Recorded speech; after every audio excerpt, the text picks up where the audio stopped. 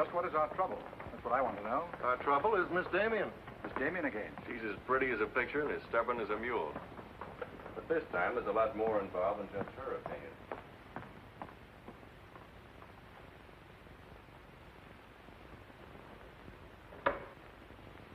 Come in, Miss Damien. We were just ripping you up back a little bit. So I gathered. There's nothing personal. It's about Mr. Courtland. Courtland? Oh, yes. He runs a jewelry store. He owns Courtland and Company. London, Paris, Fifth Avenue. You may remember him as one of our biggest advertisers. Oh, what Shirley wants to say... I know what Shirley wants to say. I always know what Shirley wants to say. He wants to know why I killed the art layout on Mr. Courtland's famous jewels. And I understand the April number goes to press without it. That's right. In the first place, it's no art layout. It's a press agent's dream. But the result is we stand a good chance of losing the Courtland account. Now, am I running my department or am I not? I haven't said anything, Miss Damien. Well, I had a talk with Courtland. He was decidedly acid about it. I'm not interested in Courtland.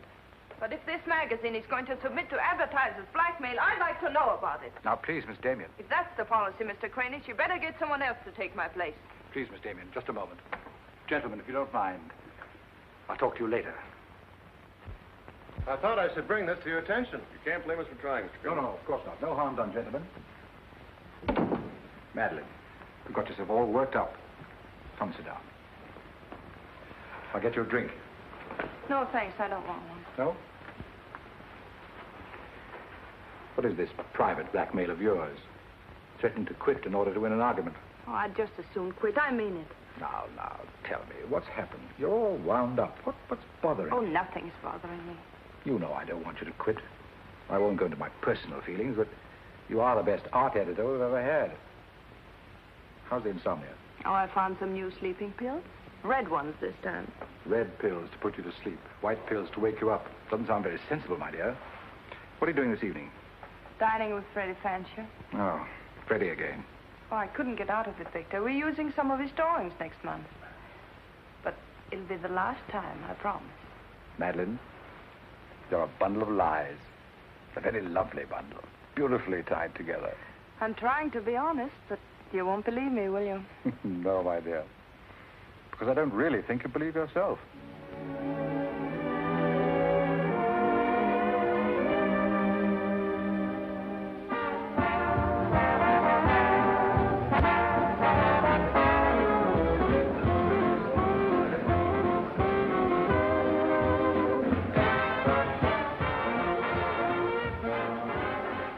Why do you have to go back to that bore, Freddie Fancher? You haven't even given me a chance to make love to you. You've been doing all right.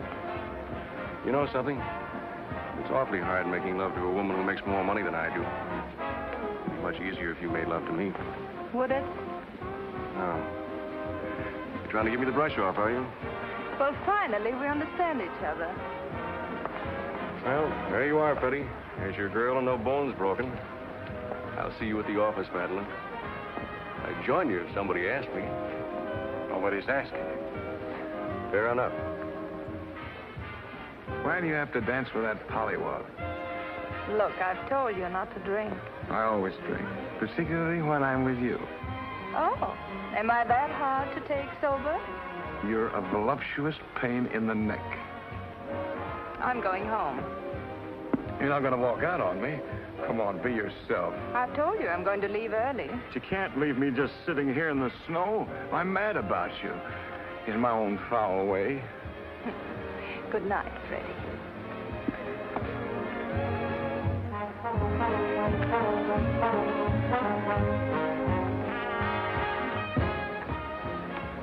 Any chance of getting a cab, Jim? I'll try, Miss Damien. Oh, Miss Damien, here's someone I know you're anxious to meet. Mr. Felix Courtland, one of our most prominent advertisers. How do you do, Miss Damien? How do you do? Mr. Garet is the soul of tact, don't you think? He's just been telling me all about you. Oh, I hope he wasn't that blunt. Oh, you needn't worry. I always form my own conclusions. Can I give you a lift anywhere? My car's just outside. No, thank you. They're getting me a cab. Oh, I'm very sorry. I'm sorry, Miss Damien. There isn't a cab around. Oh, how long do you think it'll be? That's hard to say.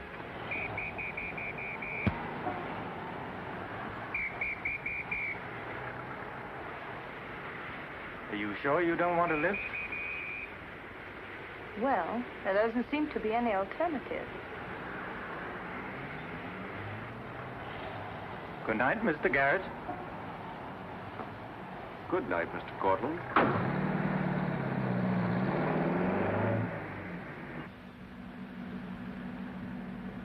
I wasn't very polite, was I? Neither was Garet, for that matter. Oh, he always enjoys uncomfortable situations. You still feel uncomfortable? No. Frankly, I don't. Good, nor do I. You're not at all what I imagined. No? No. The big international jeweler. I happen to inherit a business that runs itself very nicely. As a matter of fact, you don't look like an art editor. More like a work of art. That layout on your jewels is still a wretched piece of copy. I can only admire your good taste. And I'm still not going to print it. I wouldn't try and persuade you for the world. Mr. Courtland, I think you're a very dangerous man. I only wish it were so. The truth is, I'm a very ordinary one.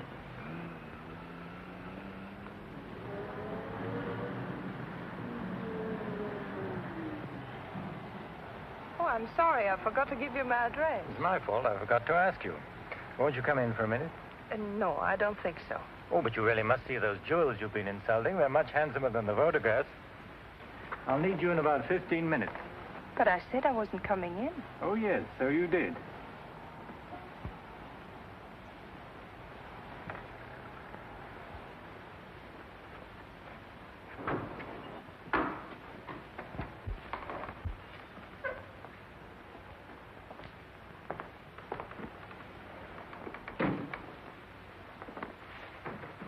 Let me take your wrap. Well, I'm only going to stay a minute, you know. Of course.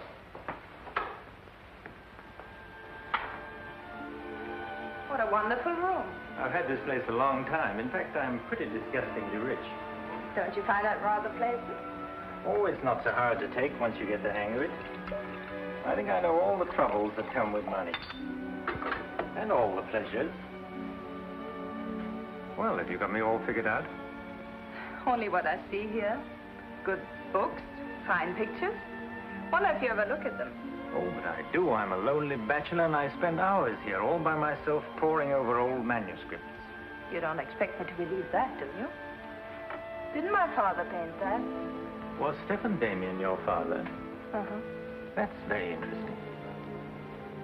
Is it? I remember when he came here to paint that picture of my mother. Everybody was fascinated by him, especially Mother. Father ended by chasing him out of the house. I'm afraid that's the way it usually ended. My father was very much in love with life. That's a Hungarian custom, isn't it? Mm-hmm. Not exclusively Hungarian. Weren't you going to show me your jewels? Oh, yes, of course. I'd quite forgotten. That's the reason we came in here, wasn't it?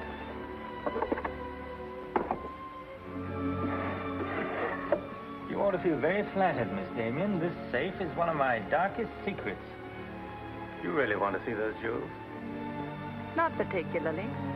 I can't tell a brilliant from a diamond. Not one person in 100 can. But then very few people are intelligent enough to admit it. Thank you. How about another drink? No, thanks.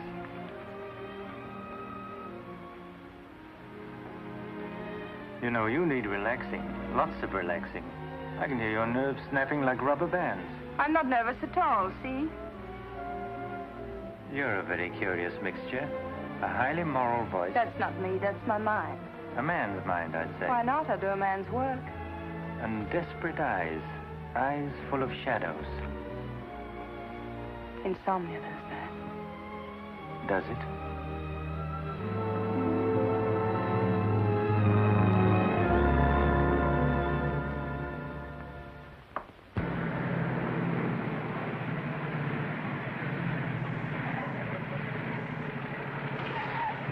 Anything doing? Not a thing. You know, it's getting me down eating in these hamburger joints. One thing you gotta learn, eat where the truck drivers eat. They know the right spot. Say, I saw a funny thing up the road just now. Good-looking dame sitting in a car all alone. Yeah, what was she doing? That's just it. She wasn't doing nothing, just sitting there. I got a rule about women. If they ain't breaking the law, let them alone.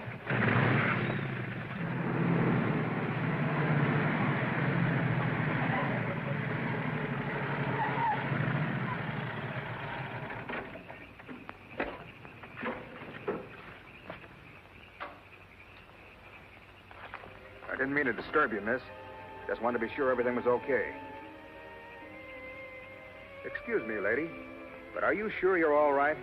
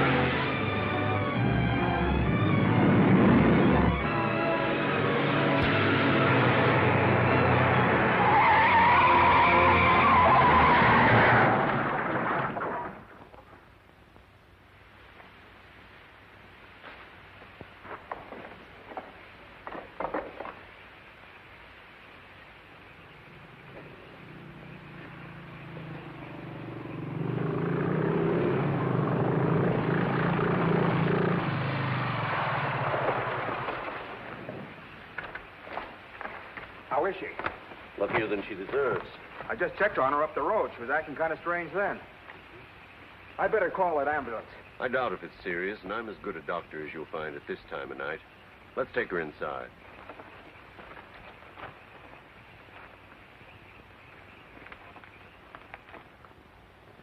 Well, no bones broken. Bruises, that's all.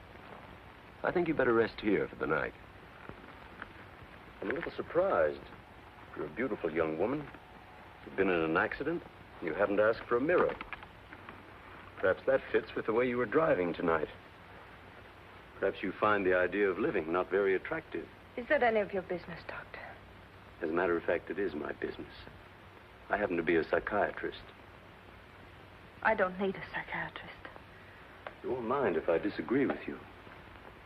Here's a beautiful young woman, apparently well-to-do, apparently in good physical condition, who just doesn't care what happens to her. This is interesting. Not altogether unusual, but interesting. Of course, there are the obvious deductions. It's my life, Doctor, and I prefer to run it myself. And you don't want anyone to see inside it. Perhaps you don't even want to take a look yourself. Many women haven't the courage to face themselves, so they look for escape in one excitement after another. Half my patients are like that. But I'm not one of your patients. If you tell me how much I owe you, I'll be going back to town now. Very well. I'll drive you to the station.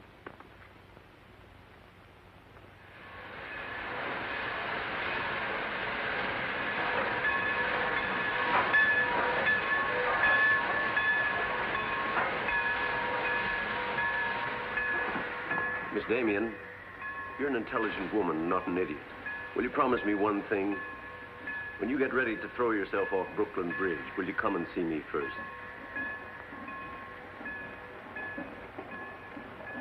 Goodbye, Doctor. Dean, Miss Damien, I'll give you her secretary. Miss Damien's office? No, Mr. Courtland, she's not here yet. Shall I have her call you? Yes, Mr. Courtland. Where's Lamarr, puss? She hasn't come in yet. Well, who sent these? Mr. Felix Courtland. Mr. Courtland. That's very interesting. She never misses, does she? Mm-hmm. Jealous. If I'd given it any thought, I could have predicted it. Gladys, I won my bet. She's got a new boyfriend. I guess those dames gotta have new excitement all the time. Yeah, here today, gone tomorrow. Personally, I don't see what she sees in it all. Is that any concern of yours? No, Miss Damien. I didn't hire you to gossip about my private life. No, Miss Damien. Go get your money. You're through.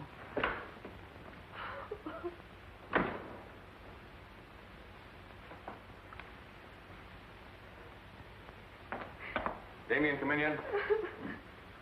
What's the matter, sweetheart? Miss Damien fired me. Fired you? What for? He heard me talking about Mr. Courtland. Courtland, eh? Don't you worry, baby. I'll fix that. I understand you fired June. That's right. What's the idea? I don't like people to gossip about me. You don't, eh? No, I don't. Well, it's pretty late to be thinking about a thing like that, and it's a rotten trick to take it out on your secretary. Get out of here. You don't think your life is a secret, do you? Boys were betting 8-5 this morning that the Courtland layout would be in the next issue. You're disgusting.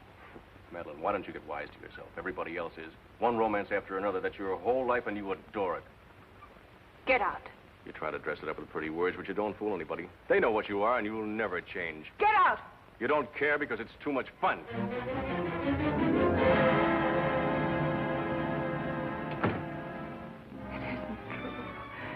It isn't true.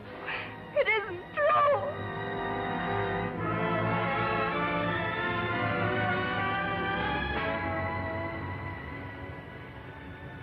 I'm a little surprised. Here's a beautiful woman who just doesn't care what happens to her.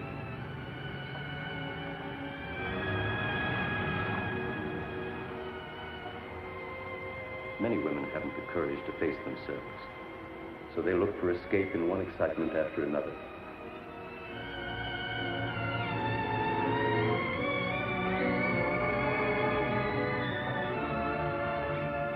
That you find the idea of living not very attractive.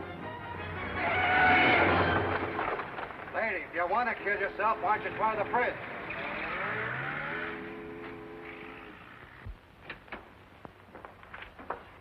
I'm glad I was right. An intelligent woman, not an idiot. Sit down here. That's it. Now, if you feel like talking, just go ahead and talk. You're afraid, aren't you? Well, it's our job to find out why. To explore the shadows and throw light on what we find there. Then you'll be able to see yourself clearly and face yourself honestly. When you can do that, you won't be afraid anymore.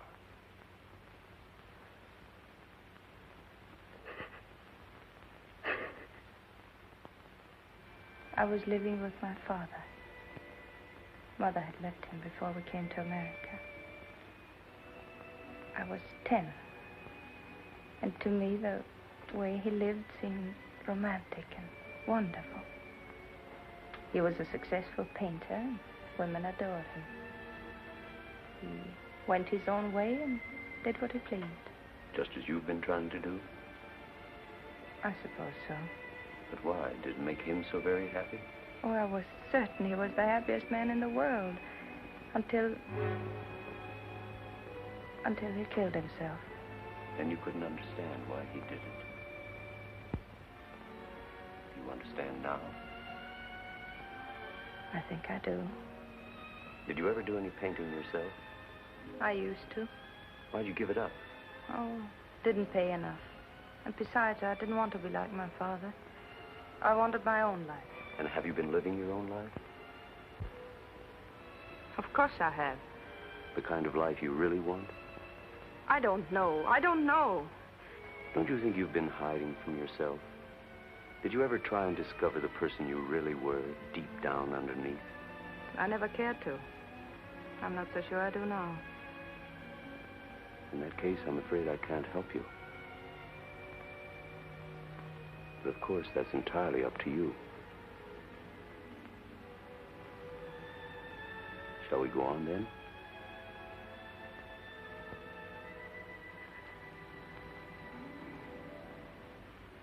I was doing what I wanted to do. Paying my own way and making my own rules. Nobody was hurt. Nobody but yourself. And it didn't really make you happy, did it? Wasn't that because down underneath you knew there was something missing? Something important? I suppose so. That would worry you, wouldn't it? And then you would drug yourself with the excitement of more excitement. Oh, I know the pattern, Miss Damien. You're suffering from a disease of the times. A neurotic malady as commonplace as chronic alcoholism. Suppose for a moment that you were an alcoholic. They're much the same, you know. Unsure of themselves underneath and seeking reassurance from new excitement. Instead of getting at the cause, the drunkard solves his problem by taking another drink. This, of course, is no solution. And eventually we find him sprawled hopelessly at a bar, without the strength or even the desire to save himself. I can't go on with this. You're not helping me. You're insulting me. You've been insulting yourself, Miss Damien.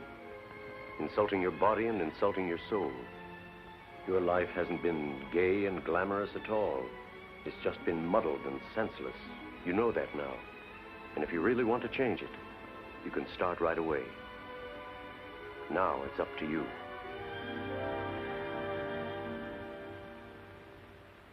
You can have my apartment, Ethel. The rent's paid till the end of the month. Darling, I feel like a vulture wheeling over your head. I'm not in, whoever it is. Miss Damien's office. No, she still hasn't come in, Mr. Courtland.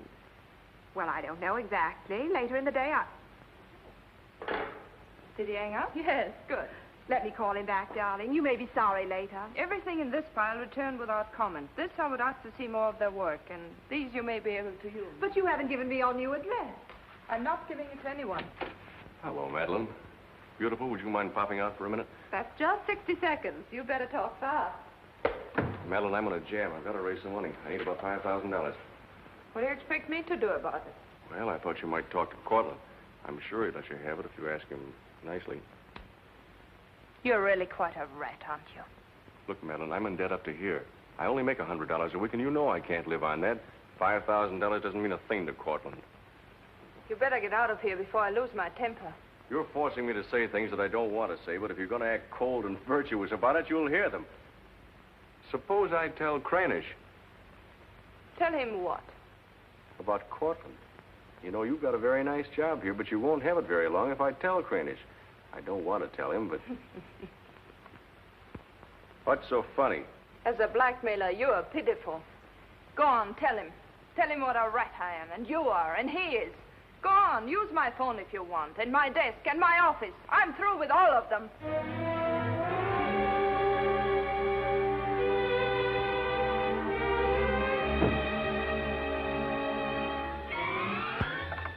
Boulevard magazine. No, Miss Damien hasn't been back. Just a moment, please. I'm sorry, she doesn't work here anymore. You might try at her home. Waldorf Apartments. Waldorf Apartments? Miss Damien? Oh, no, she gave up her apartment. Why don't you try the post office? Dahlgren? Dalton? Damien. Care of Richard Caleb, 137 West 50th Street. Well, I've nothing to tell you except that Miss Damien has taken my advice as a doctor. She'd been living in an area of infection, and she's removed herself from it. I take it you consider me part of the general contamination. Now, you've come here for information, not diagnosis. I usually charge a fee for insulting people. I'm willing to pay for data of any kind. Yes, I gathered that. But I have nothing for sale. I suppose you're being very ethical, but I'd like to talk to Madeleine. In your presence, if you wish. Miss Damien is living under a different name in a different world. She told me to tell you, if you inquired, that she was busy growing a new soul. Now, would you please keep off the grass? Goodbye, Mr. Courtland. Bye, Doctor. Doesn't it ever worry you, playing the almighty in this fashion? Not particularly. I'm used to it.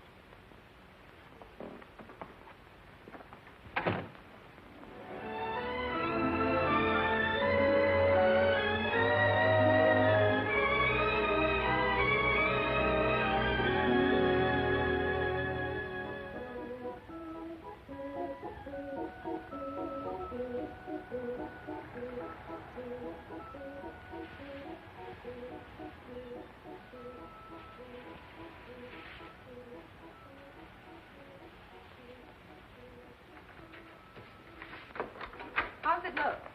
It's better than torn wallpaper. So you think I have talent, then? You'll do better after you get the hang of it. I only hope the new tenant will like it. Well, he seems awful particular. He's a floor walker at Macy's. Oh, well, you can always give it back to me. You'll never sell it, you know. Take my advice and try something more cheerful. You know, like flowers and butterflies. I'll do that. Thank you, Mrs. Geiger.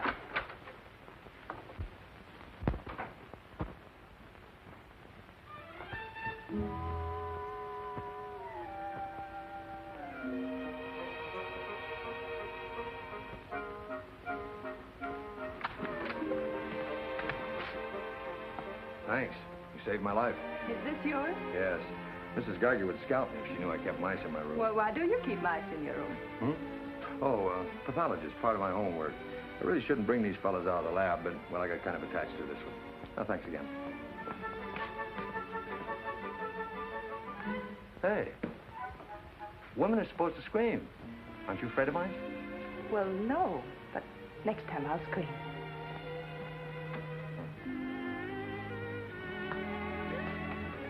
Good afternoon, Miss Green. Hello, how's the work going? Oh, all right, I will. You bet.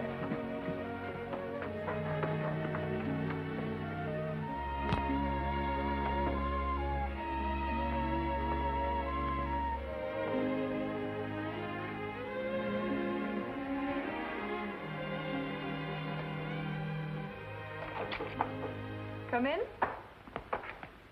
Hello. Hello. Say, you're an artist, aren't you? Well, I don't know. Oh, Mrs. Geiger said yesterday that you were. She's an authority if I ever saw one. I was wondering, could you do a job for me? Want your portrait painted? For me? Oh, no. No, nothing like that. I'm doing some research, and it has to be illustrated. Oh, what do you want me to draw? Nothing fancy, just blood cells and things. Sounds fascinating. Oh, it is, really. You see, it's a lot like... Oh, no, you'd be surprised. It really is fascinating once you get in it. Of course, I'm on a fellowship, and I couldn't pay you very much. Matter of fact, I couldn't pay anything till the first of the month. That'll be all right. Oh, fine. Swell. It's all settled then. I'll see you at my place about 6 o'clock. Oh, but couldn't I... Oh, sure you can. I just live downstairs. You know, the mousetrap. Oh, by the way, my name is Cousins. Mine is Dixon. Very glad to know you, Miss Dixon.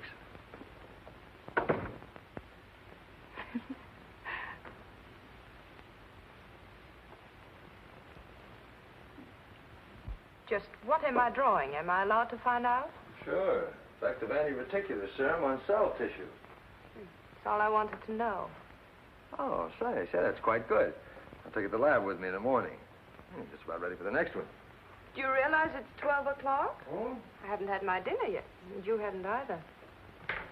Oh, gosh, I'm sorry, but well, I got so wound up on this. So did I, but now I'm hungry. Well, tell you what let's do. We'll go out and eat. That's a brilliant idea. I'll get your coat. Do you do this all the time? Only since I got out of the Army. I was lucky to get this job of research. Now I've got to get it finished. Then what? Oh, then I go back to Oregon and become the usual respectable small-town doctor. No mice? No. No mice.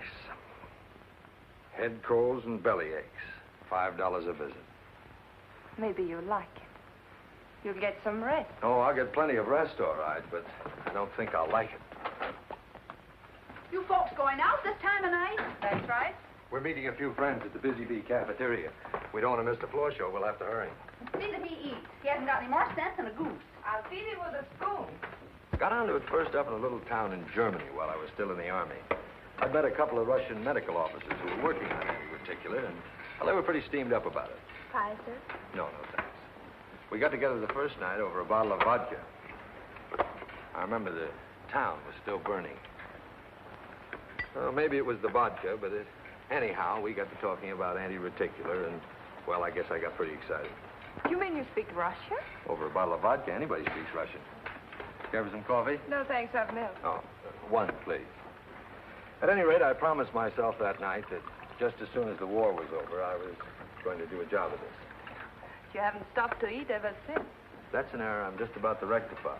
$1 even. There you are. Thank you. Thank you. You, sure you've got everything you want? Oh, yes, thanks. You know, I don't think you're much of a doctor. Do you call this a sensible diet? Pancakes and pickles? Well, scientifically, there's two kinds of diets. The kind that doctors prescribe and the stuff they eat themselves. Oh, but you're always in such a rush. You can't make scientific discoveries that way. Sure you can. Take Banning. He saw some flies nibbling at a piece of pancreas. Figured out that there must be sugar in, and 1 minute he had the idea for insulin. You know, you're a very lovely girl. You're not being very scientific, Doctor. Oh, but I am. It's the very heart of science. It's the truth. Let's talk about insulin. Angela.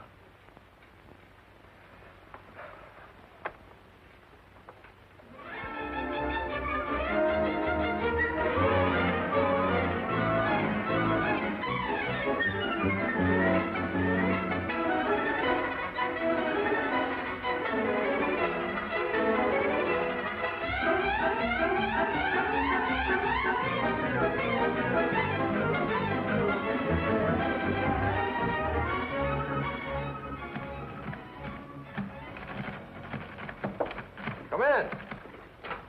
Hello. Hello. Say, did you buy these new manuscript covers? Yes, are they all right? Oh, sure, they're fine. How much they cost? Oh, nothing at all. Something like 20 cents. Oh, nothing at all, huh? You know you can buy a pair of good mice for 20 cents? David, I have some wonderful news. I just sold a picture. No fooling. Who bought it? The floor walker downstairs. He said it's almost as good as a photograph. Well, the man has great taste. Oh, I think it's wonderful. I'm proud of you. And I'm a little proud of myself, too. David Cousins on anti-reticular. Oh, David, it looks fine. It's important, isn't it? I mean, not just to you, but really important. Well, it won't cure all the ills of man or beast, but... Yes. Yes, I think it may be important. And I also think that I better hand it in before I start changing it again. Like to come along? Oh, could I? Well, sure. Why not? I think you've been drawing blood cells long enough. It's time now for you to meet one of them face to face.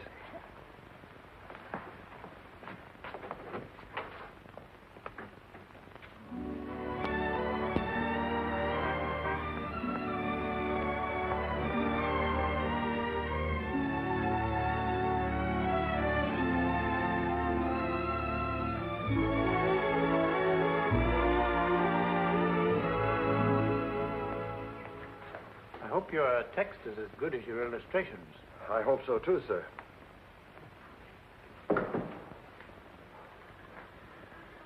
Well, that's that. You didn't tell him they were your drawings, did you? I didn't tell him they weren't. Come on, I'll show you my lab. Coffee. I wouldn't try and drink it if I were you. Assistant pathologist.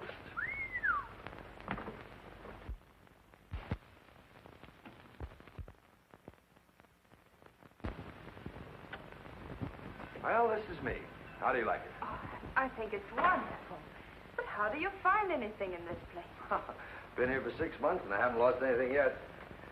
Doesn't matter anyway. If the boss okays my research, I'll be out of here in a week. Back to Oregon? Yes, back to Oregon. All that way just to make a living. Is it as bad as all that? Oh, what's the use in kidding, Madeleine? I'm so much in love with you, I can't see straight. I haven't done any work in here for days. I just sit around waiting until I can see you. I know. Because that's just what I do. Wait to see you. Darling. Oh, darling, I never felt like this about anyone before. Tell me, when did you first know? Oh, when I first saw you, I think. Yeah, me too. I'll never forget you standing in that hall with a mouse in your hand. Only I didn't know then what was happening. I thought I had the flu. Will you marry me? Oh, David. Well, will you? We don't know each other. I mean, you don't know me. Oh, but I do. Of course I know you. Now, what do you want to know about me? David Cousins, M.D., University of Oregon, Captain Medical Corps Reserve, young, healthy, and very much in love. Will you marry me? Oh, please don't ask me now. Well, I've got to ask you now. I want to marry you now. Please give me time, David. I'm all mixed up. I'd like to go home now. All right.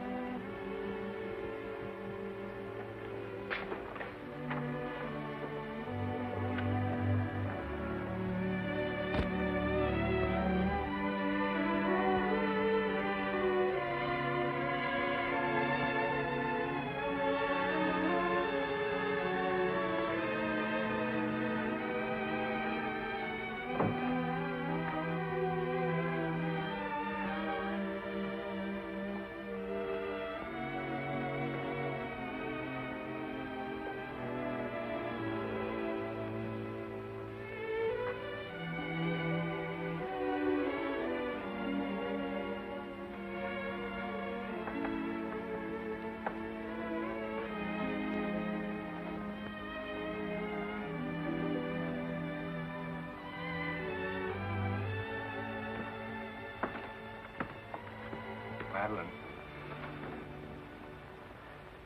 You haven't answered a rather important question I asked you. I can't say no, because I wouldn't mean it. Darling.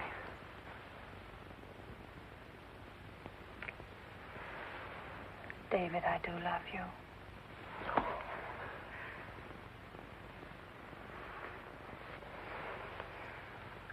Good night, darling. Good night.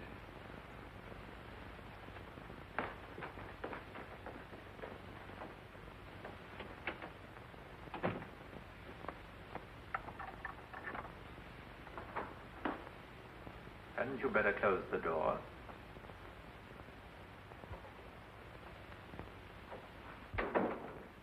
A gentleman I hired provided me with your new address and the proper keys.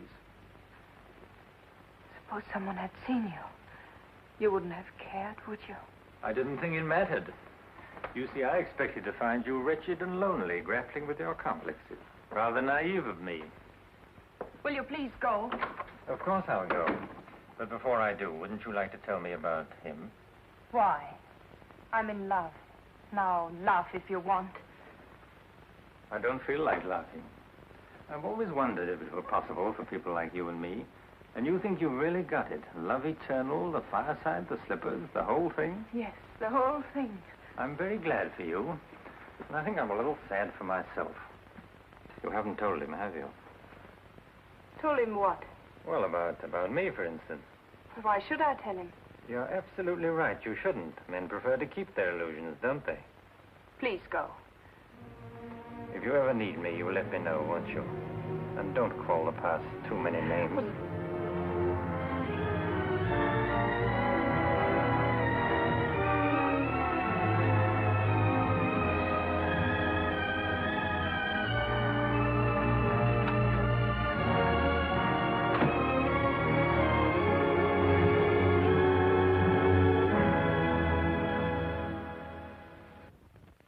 What you say. I'm going to marry him just as soon as it can be arranged.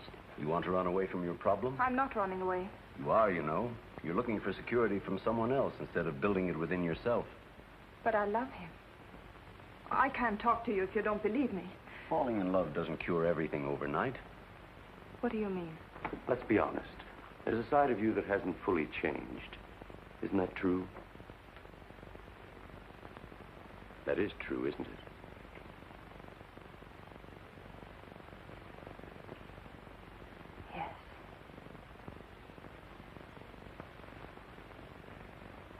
Have you still not told David about yourself?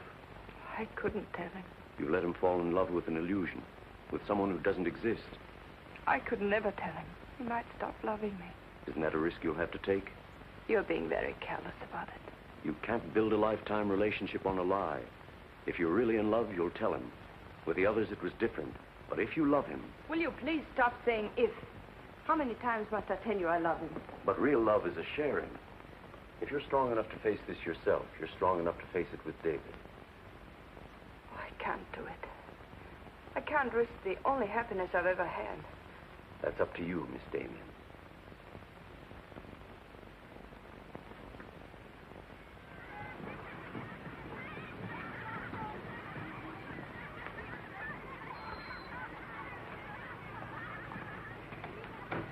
Hi. Hello, darling. You're home early, aren't you? Well, I didn't get fired, if that's what you mean. Dr. Lutz read my paper. Really? What did he say? Well, he liked it. Oh, David, that's wonderful. The only trouble is he thinks it's so important he wants me to go to Chicago and read it before the convention. Oh, David, no. Well, that's not my idea. I don't want to go. Well, when will you have to leave? Tonight.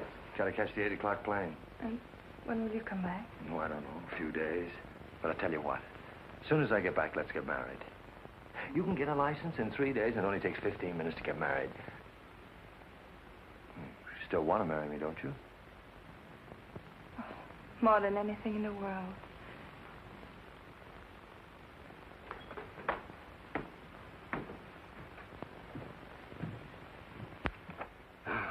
You know, I'm going to feel kind of silly at that convention. Of course, it's a great honor and all that, but you realize that I'll be talking before some of the biggest men in the field? the matter, darling? Nothing.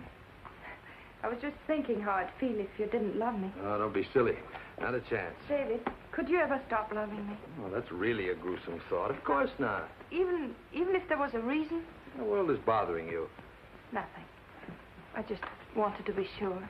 Sure about what? That you loved me and not an illusion you built up about me. Scientists can't believe in illusions. I believe in you. You're the best thing that's ever happened to me.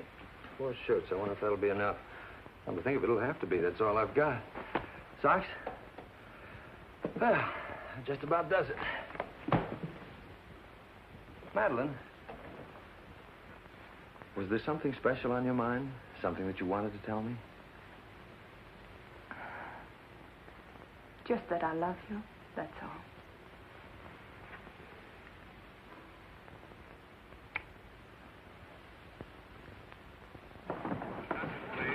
Flight 41 now loading at gate 6 for Chicago.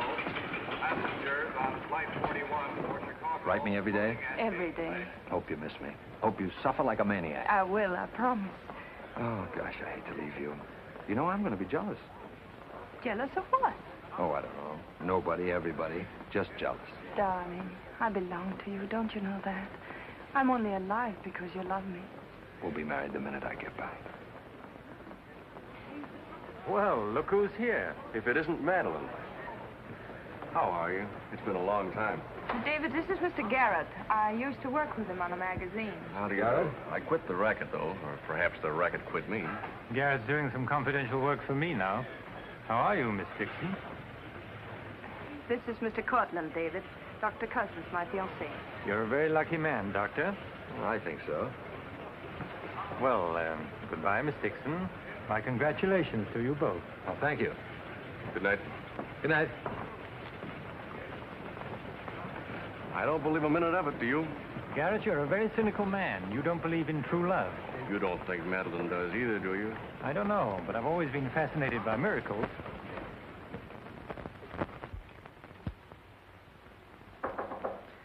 Come in. Telegram for you, Miss Dixon. I thought I'd bring it up myself. I thought it might be important. Bad news? He won't be back till Friday. That's men for you. You never can count on them. Oh, I forgot. A doctor somebody called you, said you were to call Miss Ethel Royce. She's been trying to get in touch with you. Friend of yours? Yes. I suppose you got your own reasons, but you ought to get out and see your friends, instead of sitting in this room all day and all night. Thanks, Mrs. Geiger. None of my business, mind you.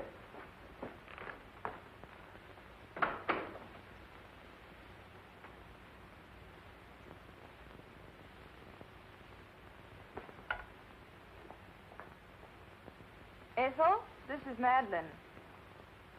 Madeleine. Darling, but this is really a voice from the dead.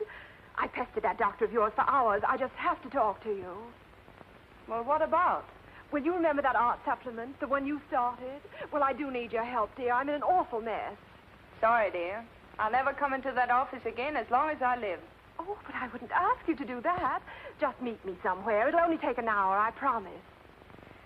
Well, if it's just the two of us. All right. I'll be there at 5. Oh, so relieved. We were really desperate. Wonderful. I'm just dying to see you. Bye, dear. She'll do it. Good. Wonderful thing, professional pride. It never dies. How'd you sound? Awful. What do you expect? Too bad. Victor, I don't want you to be there. Wouldn't think of spoiling your reunion, my dear. I don't trust Madeleine, doctor or no doctor. Nor you either, my sweet.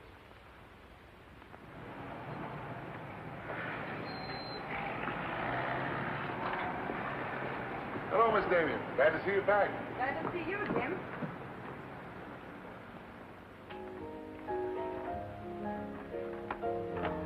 Hello, Luigi. Is Miss Royce here? She just came in, Miss Damien. We missed you, Miss Damien. Have you been away? No, but it's nice to be back just the same. Hello, Ethel. Darling, you look wonderful. A little pale, but so interesting. You know, I can't stay very long. Oh, I understand, dear. We'll get right to work. The usual, Miss Damien? Well, I don't know, Carl. You'd better. Wait till you see the mess I'm in with the supplement. All right, Carl. Darling, I'm just dying to hear what you've been up to. You must tell me everything. But there's nothing to tell. Come on, let's go to work.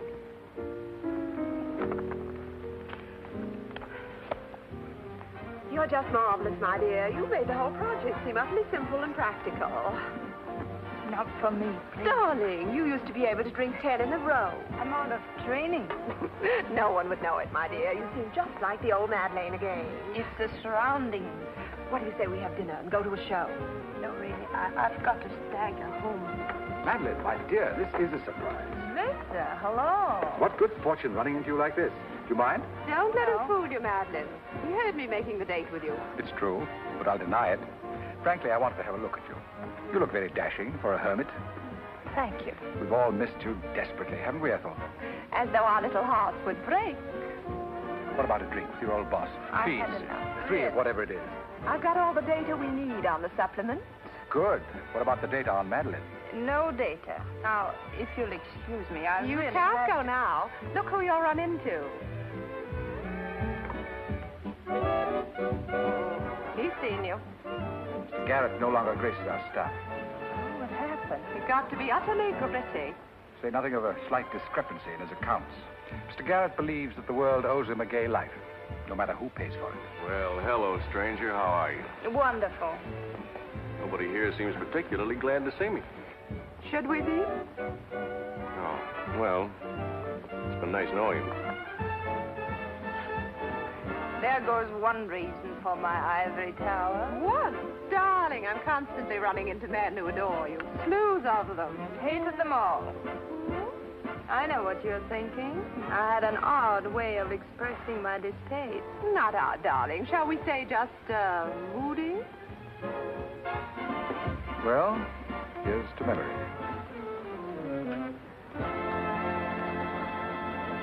May I speak to Mr. Courtland, please? Just a moment, sir.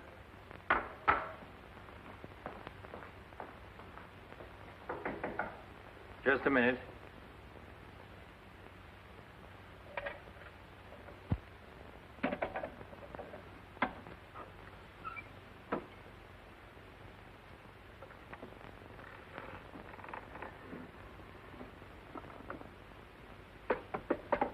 Come in. Mr. Garet on the phone, sir. All right. Hello, Garet. I have some interesting news. Do you know who's here? Madeleine. How considerate of you to call. By the way, I've just been through the stones in my safe, and one's missing. The stone's not terribly important, but you're the only person who knows about my safe, and the fact is you did have my keys for quite a while yesterday. What are you getting at? Only that I don't like thieves. But you're being ridiculous. Let me come over and talk about it. There's nothing to talk about. I'm taking it up with the police. But, Courtland, you can't do that.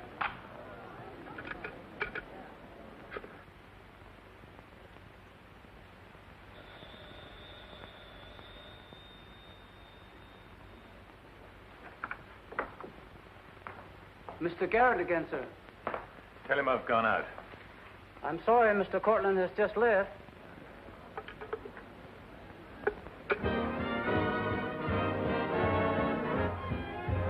Are you all right, darling? Of course I am. You're not going to disappear again. Oh, yes. Back to my treetop.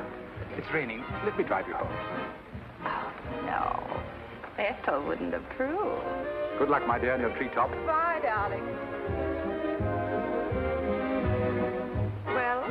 Let's face it, she's a changed woman. She'll never change, darling. She's just got herself a new set of words, that's all.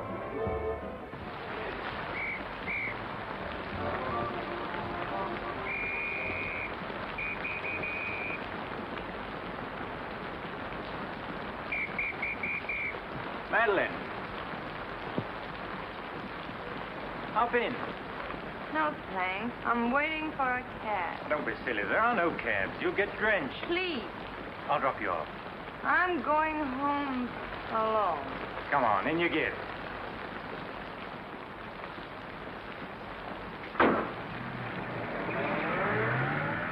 I hope you didn't get too wet. Your concern is touching. Quite a coincidence finding you in the rain. Is it? I can't lie to you, especially when there's no point to it. I was informed you were playing hooky. You're detestable. I'm really not detestable at all. I happen to be very fond of beauty, which shouldn't be a crime in your eyes. Please, no debates. I'm a little dizzy. A good dinner will soon take care of that. Why do you always hound me? You know I despise you and everything you stand for. There's always a chance I may be able to improve your opinion and your manners. I'm sleepy. You know you're very lovely. Please don't bother. I'm not listening.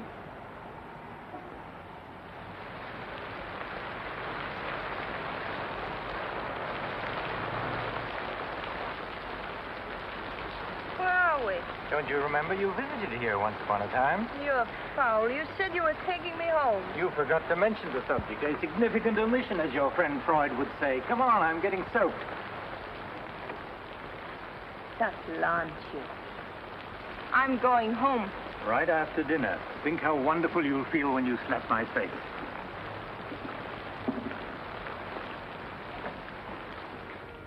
That'll take the chill out of your bones and maybe even your heart. Still cold? Oh, no. It's quite warm in here. Cigarette? Thanks. Very warm. Light? No, I'm not really detestable, am I? No. I am. Why? Because I ought to go home. In this rain? You mustn't even think of it. You see, you are detestable. And you've been very annoying for months. Madeleine, we belong together. You know that. No, I don't know Of that. course you do. We feel the same way about life. You're not making sense, Mr. Courtland. Why make sense? Doesn't this make more sense than talking and lying? No sense at all. Then what would you call it, darling? Stupid. Madeleine, you're wonderful. Stupid. You're sweeter than Stupid. ever. I'd better see who it is.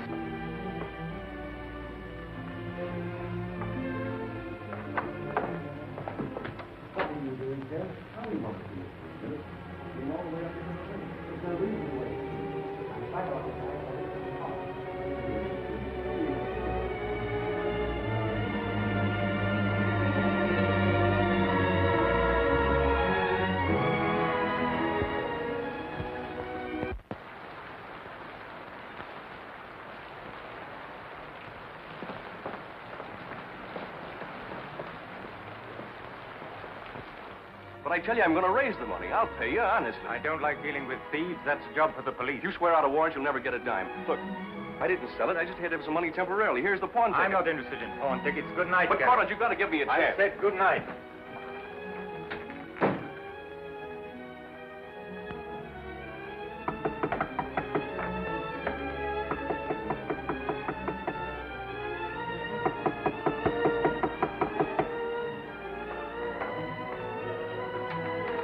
You've got to let me talk to you. Let me explain this. You stupid fool. I'll have the stone back. I'll get it to you. I promise I will. All I need is a little more time, just a couple of weeks. What are you doing? Phoning the police. You can't do that. I'm not going to let you ruin me.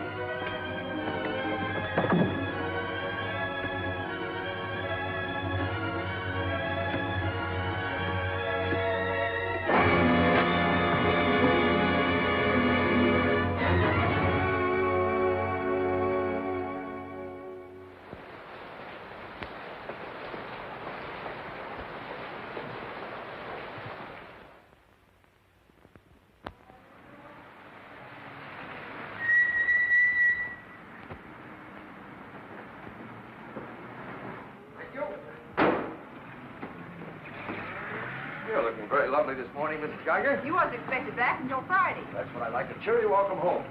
Miss Dixon upstairs? I haven't seen her this morning. Who is it?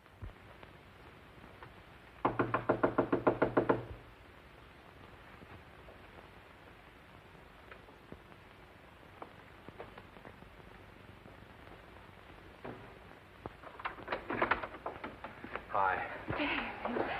Darling. Oh, I couldn't wait till Friday. I just said my little piece and ran out on them. Oh, I needed you so badly. I feel lost without you. Don't ever leave me again. Oh, that you can depend on. Say, I've got big news. I'm a success. Oh, tell me all about it. I wonder what's the matter with you. You don't look very good. Come on, I think you better get back in bed. Now then, first, I don't have to go back to Bellyaches in Oregon. You're not marrying a small-town country doctor, young lady. You're marrying a promising young research scientist. At least that's what Dr. Broder says, and he ought to know. He's got a long white beard. Oh, darling, I'm so proud of you. I think I'll take your temperature.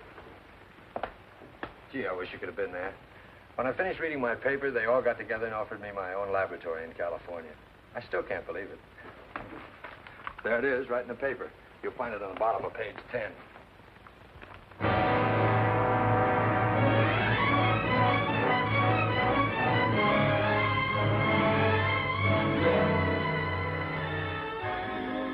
What makes you feel that you're really important? You know what he said to... Oh, Madeleine, what's the matter? Oh, darling, you're cold as ice. You've got a chill.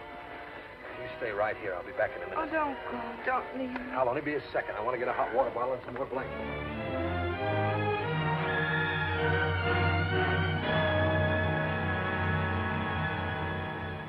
Miss Madeleine Dixon at home? I don't know. Friends of hers? We're from police headquarters. Where's her room? Upstairs. What do you want to see Miss Dixon about? We'll tell her. Well, perhaps you'd better tell me first. Miss Dixon isn't well. Who are you? He's a doctor. He lives here. If it isn't important, I suggest you come back tomorrow. It's important. Could you get some extra blankets and a hot water bottle, please? You a friend of Miss Dixon's? Yes, why? Just asking. Well, what is it, an accident or something? I wouldn't call it an accident. I wish you'd cut out this mystery and tell me what it's all about. Okay, Doc, take it easy. Madeline, these men are from the police. They want to We'll take over from here, Doc. I'm Sergeant Patelli. This is Sergeant Beitler.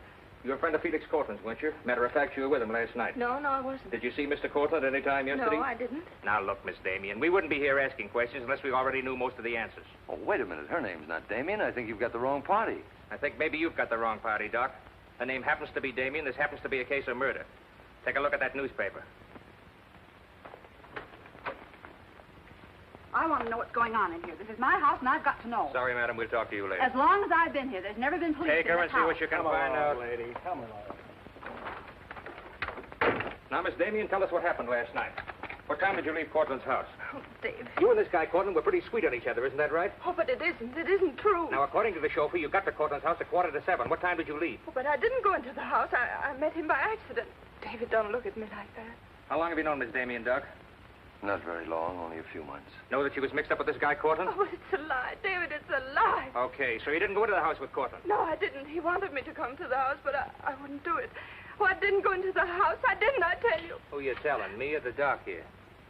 Did you get anything? She came in about 9. In a cab? No, she was walking in the rain. Landlady said she looked kind of wild-eyed. What about Courtland? He was here, all right. He visited her a couple of weeks ago. Get the date?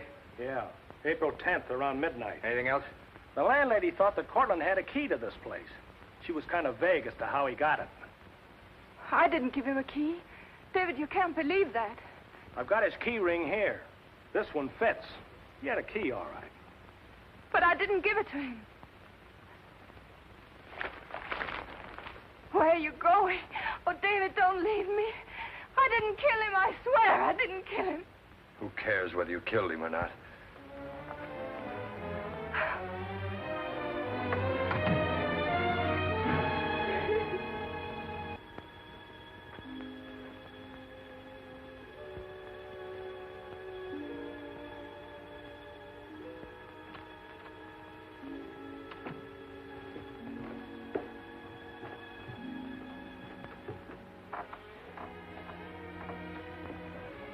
Could I see him for just a minute? Well, it isn't regulations. Okay, 60 seconds. David, please listen to me. You lied to me. You've always lied to me. But I'm not lying now. I didn't want to go with him. He said he'd drive me home. And he made love to you, didn't he? Oh, don't deny it. Of course he made love to you. He had a key to your room. I should have told you many things. I tried to, but I just couldn't. If this thing were so innocent, you would have told me. When I said I was in love with you. When I asked you to marry me. I was afraid, David. I was afraid you wouldn't understand. You bet I wouldn't. Before I met you, I was horrible. But you changed all that. You made me sane and happy. Why keep on lying? You tried that upstairs and it didn't work. Look, I was in love with you. All right, I made a mistake. I thought you were something wonderful and you turned out to be something else. So let's just forget about it. The only thing that you can do for me is let me alone. I love you, David. I'll always love you.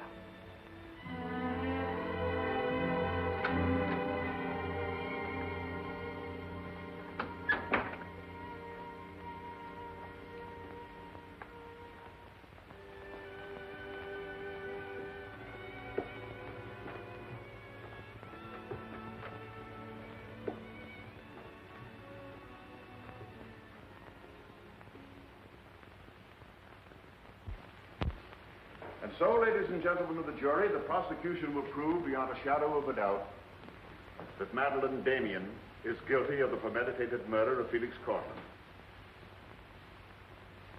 We will prove that she was in his apartment the night he was murdered.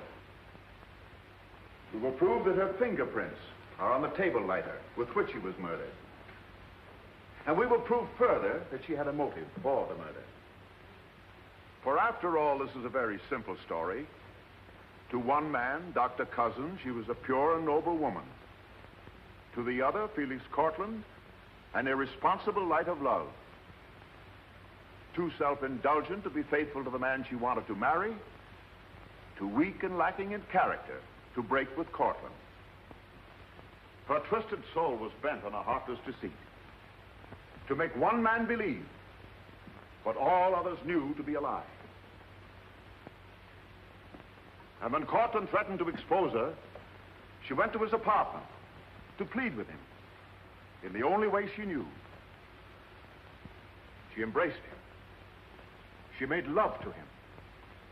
And when, in spite of that, he threatened to expose the lie that she was living, she silenced him forever. Ladies and gentlemen of the jury, the state asks you to find Madeleine Damien guilty.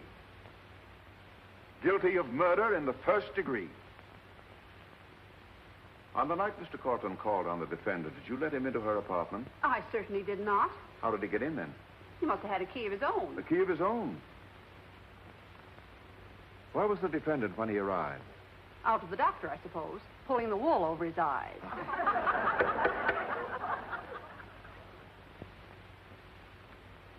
Thank you, Mrs. Geiger. Your witness, Mr. Mitchell. You've got to let me cross-examine her. No questions. Miss Damien, I can't defend you properly if you won't let me. We've got to put up a fight. Fight? What for? And now, Mr. Garet, just what was the nature of the work you did for Mr. Courtland? Well, most of it was personal. Confidential secretary, I suppose you'd call it. And in that capacity, you were in a position to learn a great deal about his private life? Yes, of course. Did Mr. Courtland know that Miss Damien was lying to Dr. Cousins and concealing her true character from him? I'd rather not answer that question, Mr. O'Brien. You see, both Miss Damien and Mr. Courtland were friends of mine. Yes, I understand. Well, let's get back to the meeting at the airport.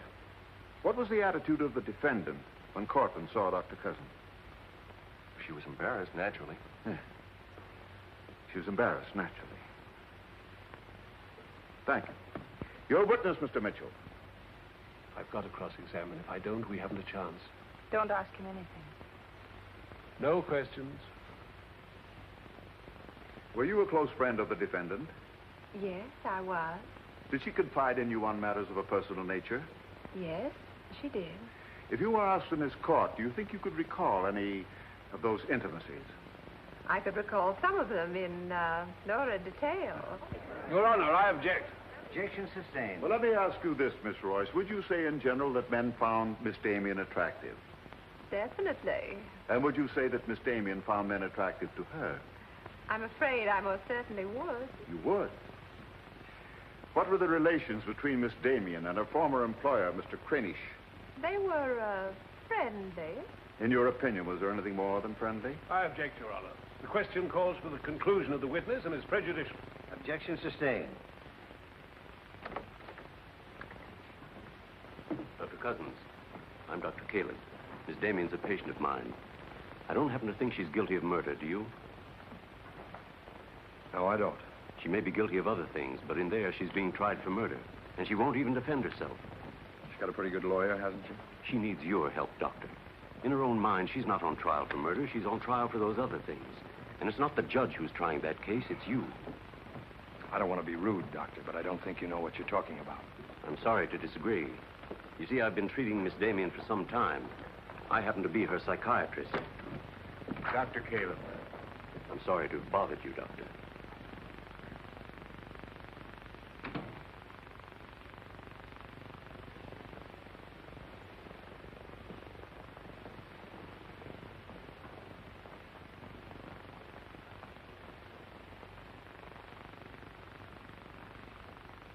Your name, please? Richard Caleb.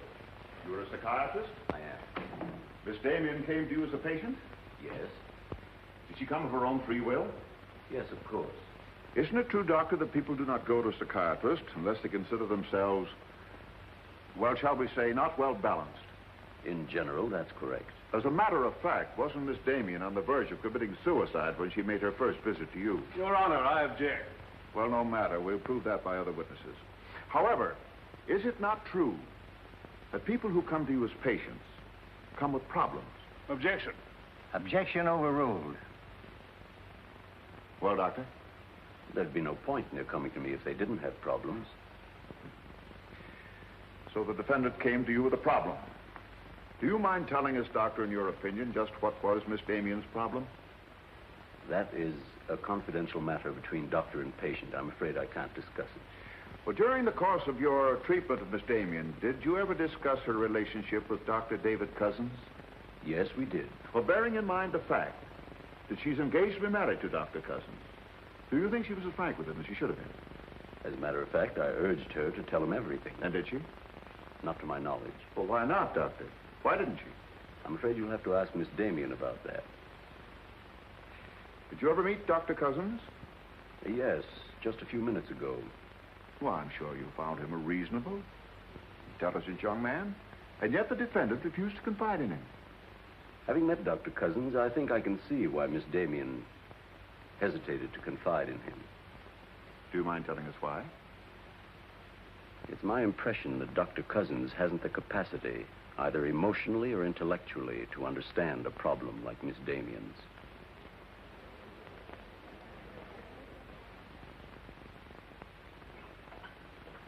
How's the trial going, Doctor? Not very well, I'm afraid. There's a Dr. Cousins in your office. Oh? He said you weren't expecting him. As a matter of fact, I was expecting him. Hello, Doctor. Sit down, relax. Tell me, is this a professional or a social call? Dr. Caleb, you said some pretty rough things about me this afternoon. Yes, I did, didn't I? I think I'm entitled to an explanation. So do I. As a matter of fact, I'm very glad you came over. I wanted to talk to you about Miss Damien. I'm not interested in Miss Damien. I'm glad to see you're still in love with her. And I'm not in love with her. All the better. Then we can approach the subject of Miss Damien as one scientist to another. You see, I'm interested in Miss Damien because she's a patient of mine. I believe I was well on the way to solving her problem. It would be most distressing to me if she were to die now for a crime she didn't commit. It would be as though you had lost one of your white mice, one that you had just inoculated. What's all this got to do with me? Only this, that when you testify tomorrow, you'll be asked to tell the truth, the whole truth. The whole truth about a human soul is a complicated proposition. Now, I'm not going to tell you anything about Miss Damien that you haven't already heard. But isn't it possible that you've picked up a few stray facts and added them up to a conclusion that's entirely wrong?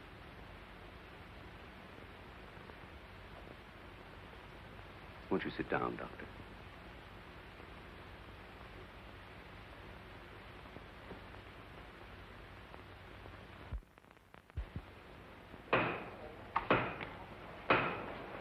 Hear ye, hear ye, hear ye. The court is now in session. Call your next witness, Mr. O'Brien. Dr. Cousins, please. This will be their last witness. You've got to let me put you on the stand. I tell you quite frankly, Miss Damien, if you won't testify, we haven't got a chance. Raise your right hand. You solemnly swear to tell the truth and the whole truth, nothing but the truth, so help you God? I do. Please be seated. Your name, please. David Cousins. Under what name did you know the defendant? Madeleine Dixon. Did she ever tell you her true name? No, sir. Did she ever lie to you about her identity? Yes, sir. How long did she continue to lie to you? Till the morning the police came. Did she ever tell you about her relations with Courtland? No, she didn't. You proposed marriage to the defendant and she accepted you? Yes, sir. And still she didn't tell you about Courtland? No, sir.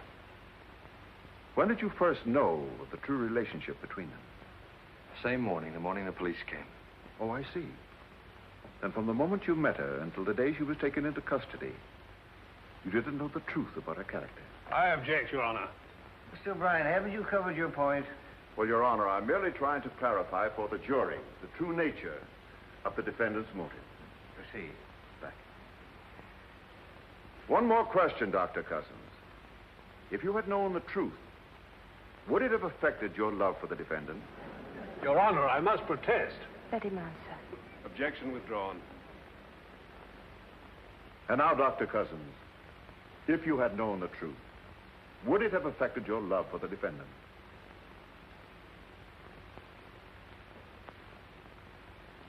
I was in love with Miss Damien then, and I'm in love with her now. Your witness, Mitchell. No questions.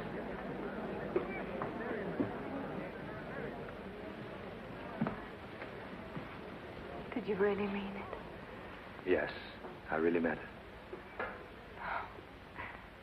I can't believe it. Now will you let me put you on the stand?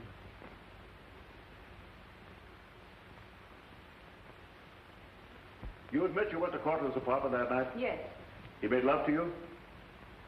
Yes. Did you have any conversations about Dr. Cousins? No. Positive? Yes, I am. Well, tell me, Miss Damien, were you in love with Felix Courtland? No, I wasn't. Were you in love with Dr. Cousins? Yes. Oh. But you went to Courtland's apartment nevertheless. Yes, I told you that. You were in love with one man, yet you chose to visit the apartment of a man you didn't love. Did you go of your own free will? Yes. Mr. Courtland didn't force you or threaten you? No. Then why did you visit him? I don't know. I made a mistake. You made a mistake. As you've told us on several occasions that you and Mr. Courtland were interrupted by a mysterious intruder. Can you tell this jury anything definite about that person? Anything at all? No, I didn't see him. You didn't see him? I only heard his voice. You seem very certain it was a man. It was a man. What did he say? Well, I don't know. They were talking in the hall. I couldn't tell what they were saying. Yes, you heard a voice. You're willing to swear it was a man, and you couldn't hear what he said. Now, what sort of a person do you think would be calling at that time of night? A bill collector?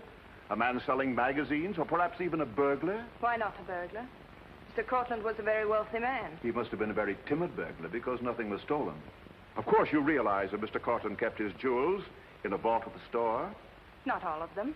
He kept some at home in his safe. Safe? What safe? The one in his living room? You didn't by any chance see that safe, did you, Miss Damien? Yes, I did.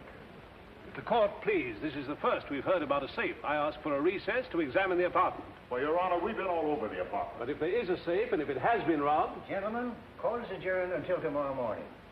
I suggest the district attorney, the attorney for the defendant, examine the apartment together.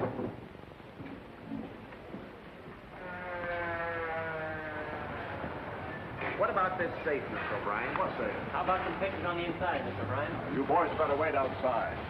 I may have a statement for you when I come out. Mr. O'Brien. Huh? Mind if I tag along? I don't know why you're sure. The fine witness you turned out to be. Couldn't help that, sir. All right, Garet, where's the safe? Me, Mr. O'Brien? I don't know of any safe in here. I didn't think you did. If you want an unbiased opinion, I don't think there is a safe. Well, here's the learned counsel. Perhaps he knows. Where's the safe, Mitchell? My assistant's checking the location with Miss Damien. He'll be along in a minute. Oh, you're on a dead one. While we're waiting, maybe Mr. Garet could tell us where the safe is. I've asked him. He doesn't know. I don't understand that, Mr. Garet. You were very close to Courtland, weren't you? That's right. I'm sure if there was a safe in here, I would have known about it. At least I would have seen the key to it. The answer's very simple. There is no safe. What did you find out? I got the dope on him, Mr. Mitchell. Splendid. It's over here in this bookcase. You were wrong for once, Mr. O'Brien. Could be. What do you know about that? Have you got Courtland's keys? There they are. Thank you. That looks to me very much like a safe, Mr. O'Brien. Yes, it does, doesn't it? But not like a safe that's ever been robbed. I don't think a good burglar would leave those behind. Well, I guess we're right back where we started from. Well, I've seen all I want. How about you, Mitchell? You win this round. Lock it up, sir. Yes, sir. See you in court, gentlemen. Can I give you a lift, Doctor? No, thanks. Sergeant, I have some papers here, Mr. Courtland, I'd like to put in order. Do you mind if I stay? It's all right with me. We're finished with the place. Thank you very much. Anything I can do for you, Doctor? Oh, I was just curious about something. I've never seen a safe like that before. One that operated with a key. Come to think about it, I guess I haven't either. Normal assumption about a safe is that the lock works on a combination. Yes, I guess most of them do. I was wondering how you knew that this one worked with a key. You said you'd never seen the key to it. Did I say that? Uh-huh. I guess I must have said something I didn't mean. Oh, I see. There could be another explanation. Really? Yes. That you were lying when you said you'd never seen the safe before. You're not serious, are you, Doc? I'm a scientist, Mr. Garet. When we get hold of an odd fact, we consider every possible explanation. We make some of our most important discoveries that way. Well, it must be fascinating work. Yes, it is. Suppose I had known about that safe, which I didn't. What would that prove? Frankly, nothing. But it does suggest a theory. You were very close to Courtland. You knew about the safe. Maybe the safe was robbed.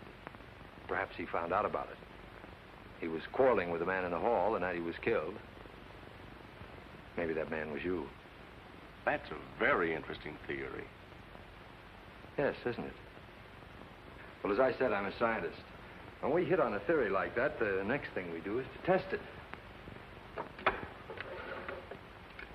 That's all I'm doing. I see.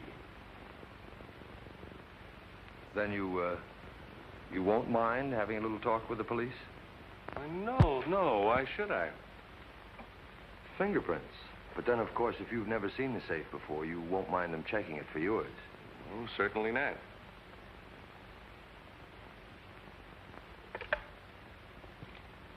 The number is Spring 73100.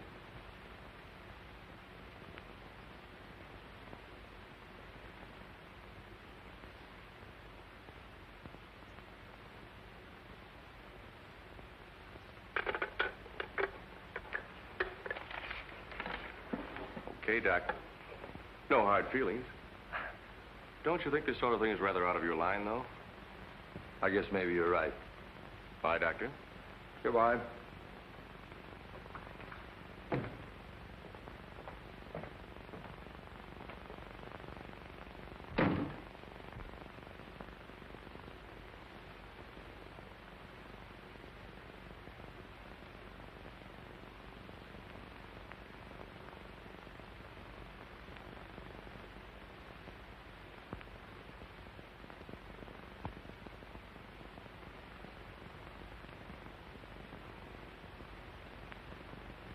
Spring 73100, wasn't it, Mr. Garet?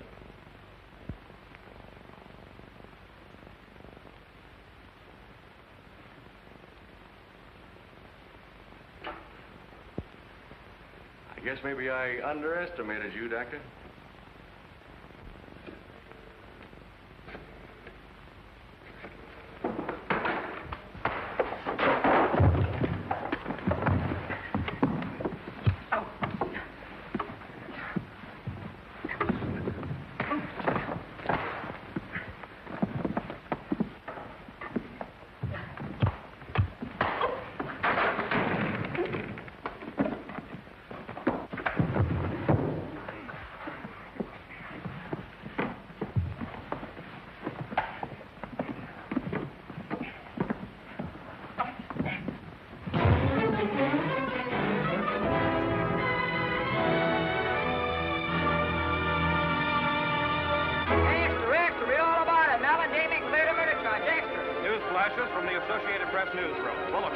Madeleine Damien has been exonerated of the murder of Felix Courtland. The full confession by an ex-employee, Jack Garet, is in the hands of the district attorney. It was a trial marked by many surprises, notably the beautiful defendant's startling disclosure of the jewel vault hidden in the apartment of the late diamond importer. The beautiful Madeleine Damien goes free, and Broadway is tipping its hat today to the young doctor who engaged the murderer in a battle royal.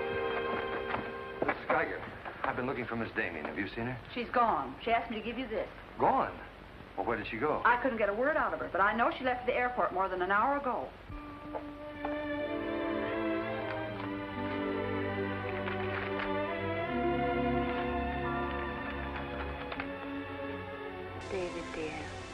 can still hear your voice in that courtroom, and I'll never forget what you said. You did much more than save my life. You made my life worth saving. I can't bear to tell you how much I love you and want to marry you. But right now, that wouldn't be fair. I'm going away for a while. I want to be terribly sure, after all this, that I can really be the kind of person you once thought I was. Maybe after a while that will be possible. And then, when we're both sure, David, please ask me again. Goodbye, my darling.